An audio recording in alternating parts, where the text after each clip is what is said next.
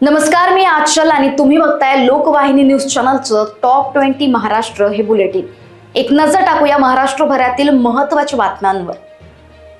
शनिवार वाड्यात सामूहिक नमाज पठण, पोलिसांकडून गुन्हा दाखल, मेधा कुलकर्णी रुपाली ठोंबरेंमध्ये जुंपली।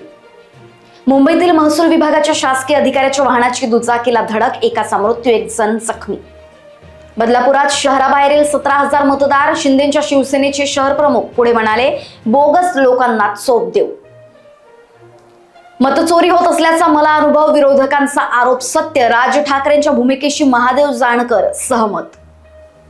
मराठा समाजाला न्याय देताना ओबीसींवर अन्याय होऊ देणार नाही, मुख्यमंत्र्यांची ग्वाही, तर फडणवीस हेच खरे ओबीसींचे कैवारी, बावनकुळेंचं वक्तव्य।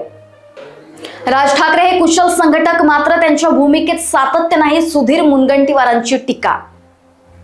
निवडणूक आयोगाच्या मॅच फिक्सिंग विरुद्ध लढा, संजय राऊतांकडून मोर्चाची घोषणा, विरोधक पुन्हा एकत्र येणार। निवडणूक आयोगाने महाराष्ट्राच्या मतदार यादीत 96 लाख बोगस मतदार घुसवलेत, राज ठाकरेंचा खळबळजनक आरोप।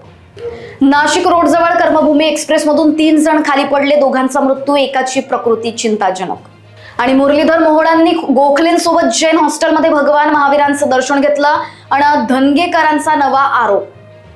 आणि यासह महाराष्ट्रातील अन्य घडामोडींचा आढावा घेण्यासाठी बघत रहा लोकवाहिनी न्यूज चॅनल। नमस्कार।